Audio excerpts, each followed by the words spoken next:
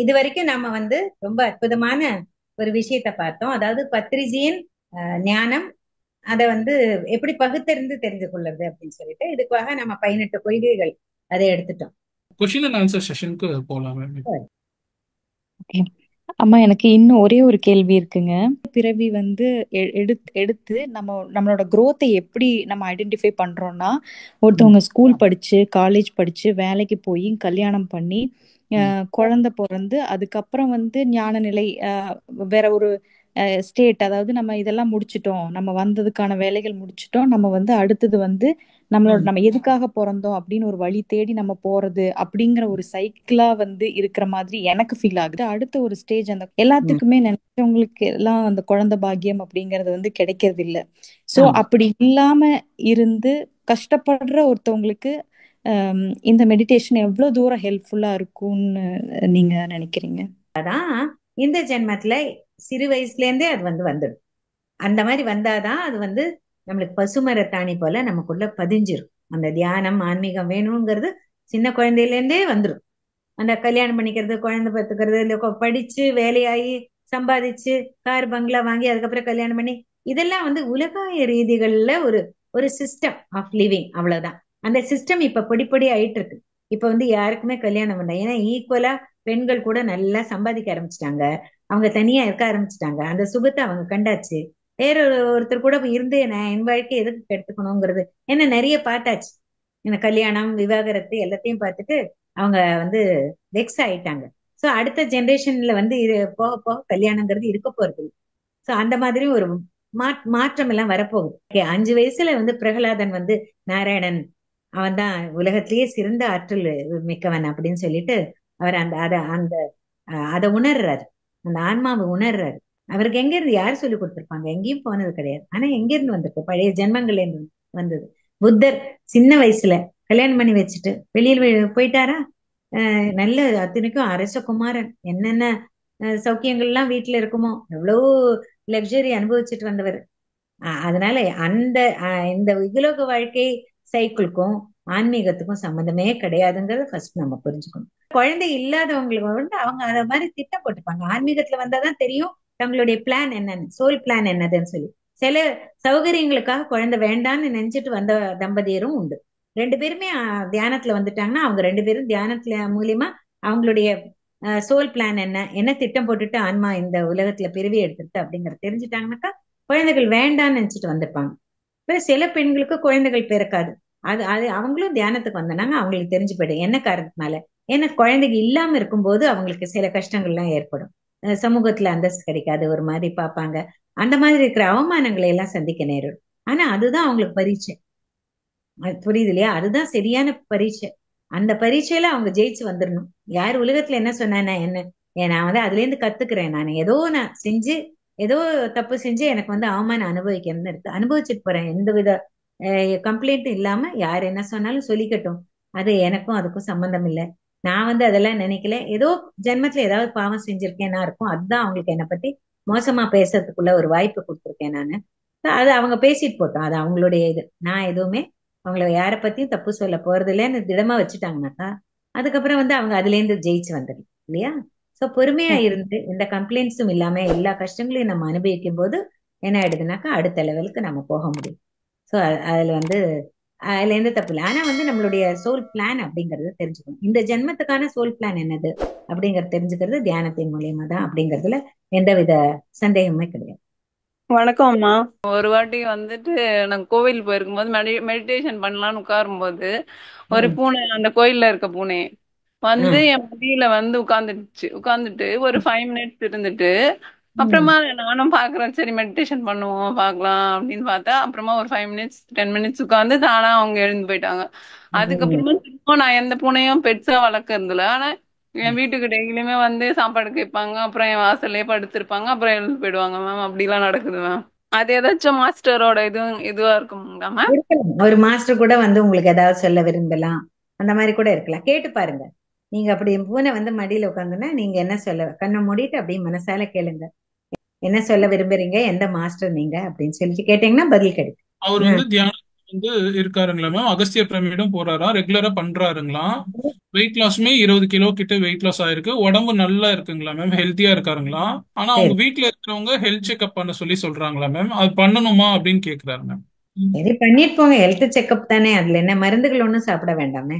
Checkup பண்ணிட்டு போயிடுது. அவங்களுக்கு திருப்திக்காக ஒரு டிராமா ஆட வேண்டியதுதான், வேற என்ன வழி. மேம் அடுத்த கொஸ்டின் வந்து நிறைய பேர் வந்து பொய் பேசி ஏமாத்தி ம் அந்த மாதிரிலாம் பண்ணும்போது நம்மளுக்கு நிறைய பெயின்ஸ் அந்த மாதிரிலாம் இருக்கு. இதுக்கெல்லாம் என்ன பண்ணலாம் அப்படின்ற மாதிரி கேட்கறாங்க. அத பத்தி எல்லாம் கவலைப்படாதீங்க. பொய் பேசினா அது அவங்களோட, அவங்க ஏமாத்தினா அது அவங்களோட கர்மம், அவங்களுக்கு என்ன செய்யணும். அத வந்து நம்ம பொருட்படுத்திக்க கூடாது, நாம அது பெருசாக்கிக்க கூடாது. மத்தவங்க பொய் சொன்னா சொல்லிட்டு போட்டோம். ஆஹ் எத்தனை நம்மளுக்கு தெரிஞ்சு சிலவங்க எல்லாம் செய்யறாங்க, தெரியாம எவ்வளவோ பேர் செஞ்சுட்டு இருக்காங்க ஏமாத்து வேலை. அது இது நம்மளுக்கு தெரியாதவங்க எல்லாம் நிறைய பண்றாங்க, நம்ம நியூஸ்ல எல்லாம் படிக்கிறோம். எல்லாம் தான் நடந்துட்டு இருக்கு. அதனால என்ன, அதை பத்தி அதுக்கும் உங்களுக்கும் சம்பந்தமே கிடையாது. நீங்க நல்லா இருக்கீங்களா, நீங்க தர்மமா இருக்கீங்களா, நீங்க சரியான வழியில போயிட்டு இருக்கீங்களா, ஆன்மீக பாதையில, அதை மாத்திரம் பார்த்துட்டே போங்க. ஆன்மீக பயிற்சியில தினமும் இடைவிடாத ஈடுபாடு, அந்த பயிற்சியை எடுத்துக்கணும். நெக்ஸ்ட் கொஸ்டின் வந்து ம். ஒரே மாதிரியான நெகட்டிவான விஷயம் ரிப்பீட் ஆகுது லைஃப்ல. ஆஹ் ஏன்னா ஏன் நீங்க முதல்ல இதுல வந்து படிச்சுக்கல, என்ன படிச்சுக்கணுமோ அதை படிச்சுக்கல. ஏன்னா கம்ப்ளைண்ட் பண்ணிட்டே இருந்திருப்பாங்க சிலவங்க வந்து. அந்த இதை வந்து எடுத்துக்காம அதை அக்செப்ட் பண்ணிக்காம கம்ப்ளைண்ட் பண்ணிட்டே இருந்திருப்பாங்க. அதனால திருப்பி ரிப்பீட் ஆகும். அதனாலதான் அதை கம்ப்ளைண்ட் பண்ணாம நல்லதா எடுத்துட்டு அப்படியே, நல்லதுதான் என்னோட கர்மா கழிஞ்சு போகுது போகட்டும் அப்படின்னு சொல்லிட்டு அதை பத்தியே பேசாம இருந்துட்டாங்கன்னா நல்லது. நெக்ஸ்ட் வந்து இந்த அடுத்த கேள்வி, வசி ம். கிரியா யோகம் அப்புறம் ஆனாபானாசதி இது ரெண்டுமே ஒன்னே சேமா இல்லாட்டி வேற வேறயா? வாசி அப்படின்னா வானாக்கா உள்ளிழுக்கும் மூச்சு, சீனாக்கா வெளிவிடும் மூச்சு. வாசி யோகம் அப்படின்னு சொல்லுவாங்க. அது அது ஆனாபான சதி மாதிரிதான். ஆனா வந்து அவங்க வந்து மூச்சை வந்து பிடிச்சு நிறுத்தத்துக்கு சொன்னாங்கன்னாக்கா அது வந்து ஆனாபான சதி ஆகாது, அதுக்கு வித்தியாசம். ஆனாபான சதி ரொம்பவும் இயற்கையோட ஒன்றி போனது, இயற்கையான மூச்சு காற்று, அதைத்தான் நம்ம கவனிச்சுட்டே வரோம், அவ்வளவுதான். வணக்கம் அம்மா. கேள்வி என்னன்னா, நான் எல்லாத்துக்கும் தியானம் கத்து கொடுக்கணும்னு சொல்லிட்டு முதல்ல என் ரிலேட்டிவ்ஸ்ல இருந்து ஆரம்பிச்சேன் மேம். அம்மாவுக்கு கத்து கொடுக்குறப்போ ம். அம்மாவுக்கு கத்துக்க முடியல மேம். அவங்களுக்கு முதல்ல சாமி இருக்கு, ஓ. அதனால அவங்களால தியானம் பண்ண முடியல. நான் கத்து கொடுத்தேன், என்னால கண்ணை மூடி சுவாசத்தை கவனின்னு சொன்னா என்னால பண்ண முடியலமா. ஏதோ இதுல இருந்து மணிப்பூர சக்கரத்துல இருந்து ஏதோ ஏறி மேல வந்து நெஞ்சு ம். பகுதியில அடிக்குது அப்படிங்கிறாங்க. ஒன்னு சிரிப்பாங்க அம்மா, இல்லைன்னா ம். கீழே விழுந்து உருள பாப்பாங்க. அவங்களுக்கு எனக்கு குண்டலினி ஆக்டிவேஷன் வேற வேற மாதிரி இருக்கிறது, பிளாக்ஸ் நிறைய இருக்கும். அதனால ஒரு ஏஜ் ஆயிடுச்சுன்னா கொஞ்சம் கஷ்டம் அது பண்றது. So அவங்கள எழு ஆமா ஆமா. கம்பல் பண்ண வேண்டாம். அவங்க உங்களுக்கு நீங்க தியானம் பண்ணும்போது கூட உட்காந்துருக்கட்டும். அப்ப கொஞ்சம் அந்த குண்டலினி எல்லாம் சரியான விதத்துல அது வந்து ஆக்டிவேட் ஆகுற மாதிரி இருக்கணும். அது தப்பா வரும்போதுதான் இந்த மாதிரி இருக்கிற பிரச்சனைகள்லாம் வரும்.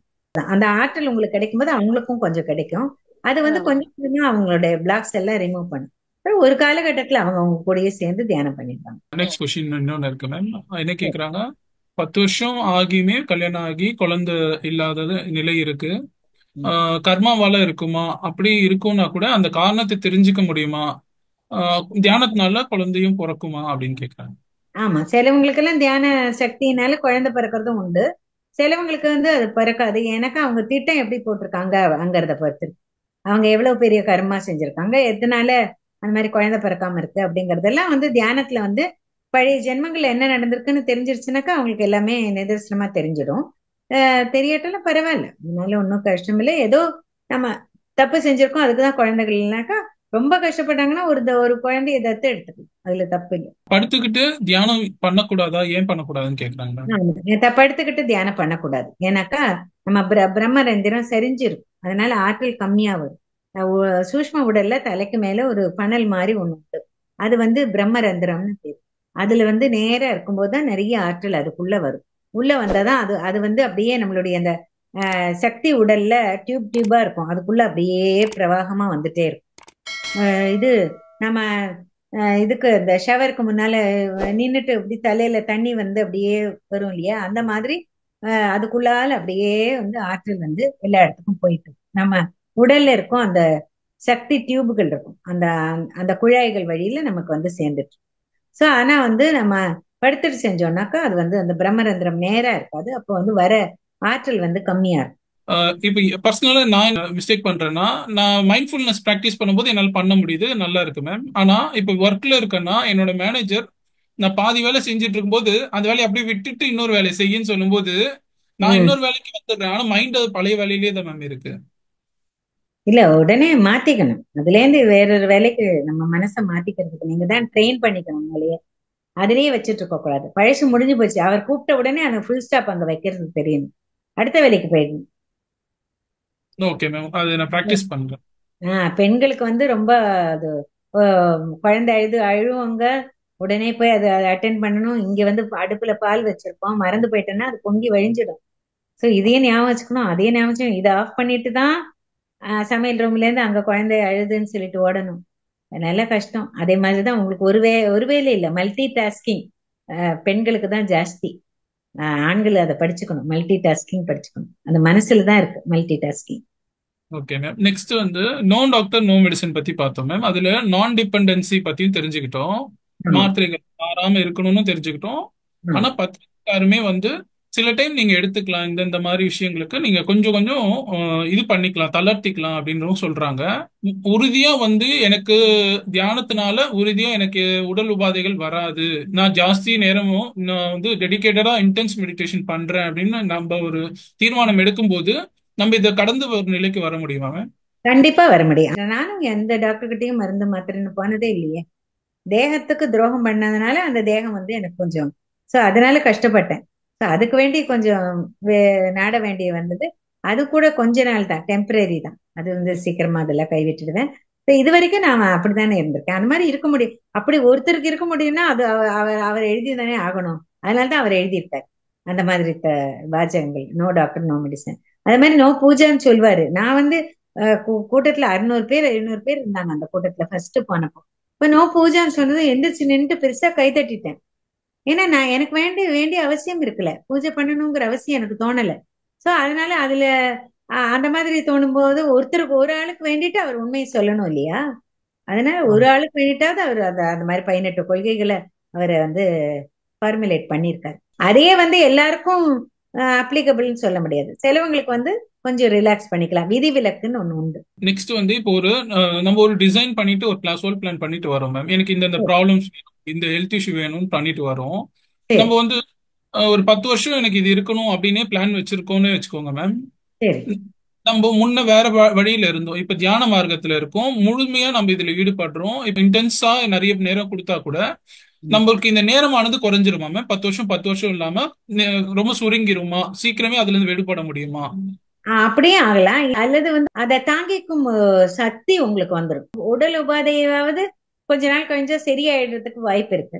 ஆனா சில மன உபாதைகள்லாம் வந்து அத்தனை சீக்கிரம் போகாது. சோ அது என்ன பண்ணது, அதை வந்து தாங்கிக்கும் வந்து அஞ்சா நெஞ்சம் வந்துரும், எதையும் தாங்கும் இதயம் ஆயிடும். அந்த மாதிரி எல்லாம் தியானம் வந்து அப்படிப்பட்ட அற்புத சமாச்சாரங்கள் எல்லாம் செய்யறதுக்கு அதுக்கு முடியும். அதனால வந்து தியானத்தினால நம்ம ரொம்ப அஞ்சா நெஞ்சமா ஆயிடும். எதுக்கும் பயப்பட மாட்டோம். எது இருந்தாலும் பரவாயில்ல. முன்னால இருந்தது இல்லையா, ஐயோ என்னோட உடம்பு வலி, எனக்கு தலைவலி, எனக்கு முந்தா நேத்து முள்ளு குத்திருச்சு கால்ல, எவ்வளவு வலிச்சு தெரியுமா அப்படின்னு சொல்லி அந்த சின்ன வலிய ஒரு வாரம் இழுத்துடுவோம். அதெல்லாம் இருக்காது தியானத்துல. அது முள்ளு குத்தினா போய் அது 2 நிமிஷத்துல மறந்துடுவோம். இப்போ குழந்தைங்க வந்து 5 வயசுல இருந்து தியானத்துக்குள்ள வராங்க மேம். அவங்க 18 கொள்கைகளையும் பின்பற்றி அப்புறம் அந்த வெஜிடேரியனிசம் எல்லாமே அவங்க இருக்கும்போது அவங்களுக்கு ஃபியூச்சர்ல வர வேண்டிய சின்ன சின்ன உடல் உபாதைகள் அவங்க சோல் பிளான் படி இருக்கிறது கூட வராம இருக்குமா மேம் இதனால? ஏன்னா முழுமையா அதுக்குள்ள வரும்போது இல்ல அவங்களுக்கு வராம இருக்கும்னு சொல்ல முடியாது. உடல் உபாதைகள்ங்கிறது அவங்களுடைய சோல் பிளான்ல இருந்துன்னா கொஞ்சம் கொஞ்சம் காட்டும். ஆனா வந்து அவங்க அதை சர்பாஸ் பண்ணிடுவாங்க. அவங்க மருந்தே வேண்டாம்னு சொல்லுவாங்க எல்லா குழந்தைகளுமே. அவங்களுக்கு பிடிக்காத மருந்து சாப்பிடறதுக்கோ இன்ஜெக்ஷன் குத்திக்கிறதுக்கோ ஒண்ணுமே பிடிக்காது. எல்லா குழந்தைகளும் ஒரே மாதிரிதான். சோ அதனால அந்த அந்த விதத்துல வந்து அவங்க வந்து அதை எல்லாத்தையும் தாங்கிக்கிற ஒரு நிலையில தான் இருப்பாங்க. சின்ன குழந்தைங்க பாத்தீங்கன்னாக்கா பெரியவங்க மாதிரி 100 டிகிரி டெம்பரேச்சர் இருந்ததுன்னா படுத்துட மாட்டாங்க. அவங்க பாட்டுக்கு விளையாடிட்டே இருப்பாங்க. தொட்டு பார்த்தா தான் தெரியும், ஐயோ ஐயோ உனக்கு காய்ச்சல் இருந்ததே, படுத்துக்கோ படுத்துக்கோன்னு சொல்லுவோம். படுத்துக்க மாட்டாங்க, அவங்க பாட்டுக்கு விளையாடுவாங்க.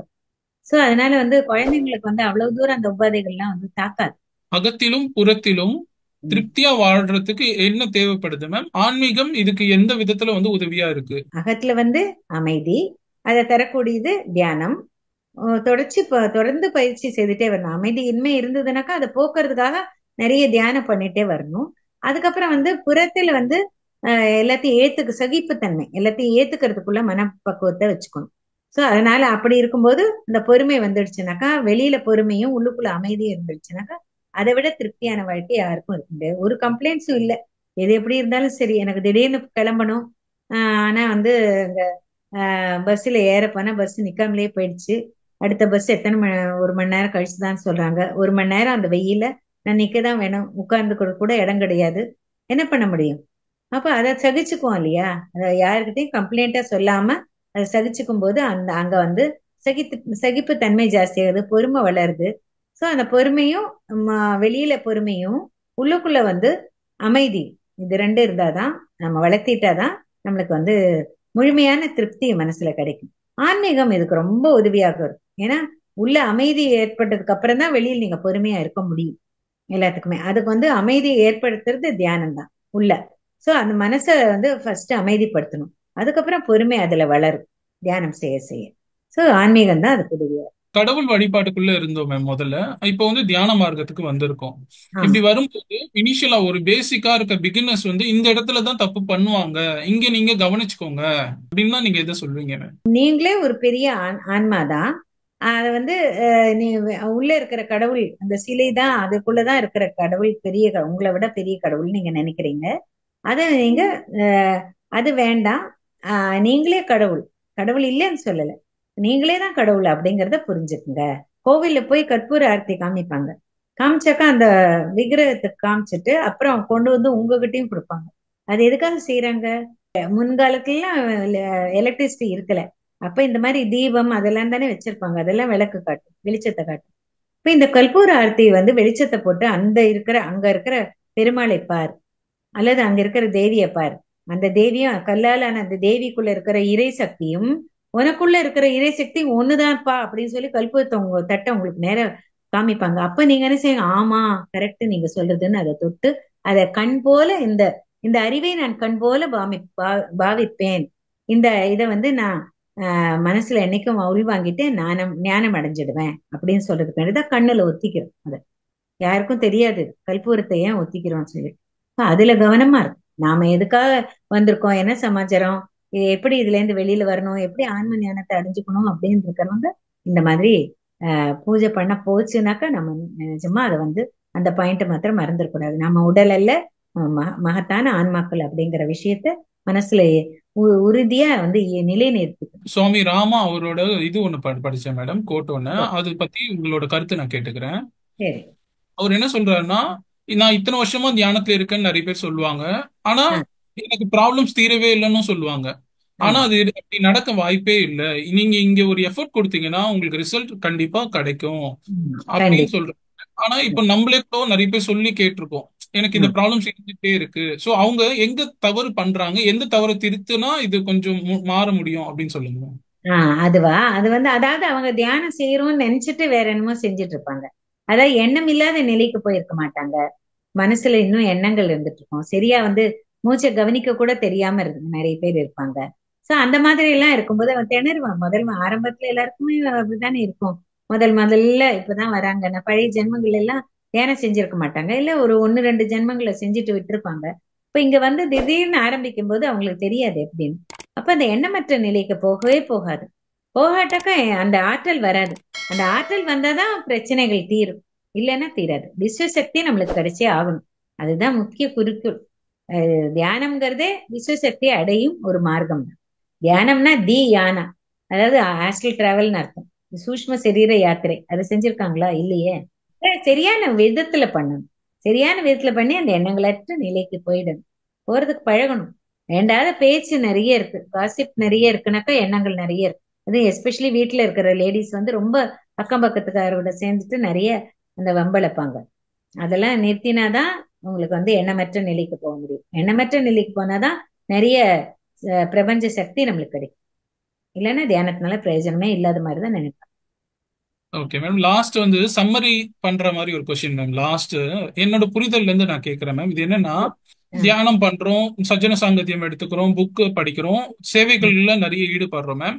இதனால நம்மளோட புரிதல் நிறைய மாறிடுது மேம். இதுல நம்ம உடம்பு இல்ல, நம்ம ஒரு ஆன்மா, நம்மளுக்குள்ள அந்த இறைத்தன்மை இருக்கு, நம்மளுக்குள்ள அந்த தெய்வீக தன்மை இருக்கு, இதை நம்ம எல்லாருமே உணரணும் அப்படிங்கிற ஒரு முக்கியமான ஒரு நோக்கத்துக்காக தான் இந்த ஆன்மீக மன்றம், பிரமீன் ஆன்மீக மன்றம்ன்றதே அதுக்காக தான் உருவாக்கப்பட்டது அப்படிங்கிறது பத்ரிஜி இதனால தான் பண்ணாரா அப்படின்னு எனக்கு ஒரு கேள்வி மேடம். கண்டிப்பா. அதனால்தான். ஏன்னா அந்த சத்தியம், பரம சத்தியம் எல்லாருக்கும் போய் சேரணுமே. நான் ஒரு உடல் அல்ல, நான் ஆன்மாங்கிறத நம்ம எல்லாருமே உணர்ந்துதான் தெரிஞ்சுக்க முடியும்.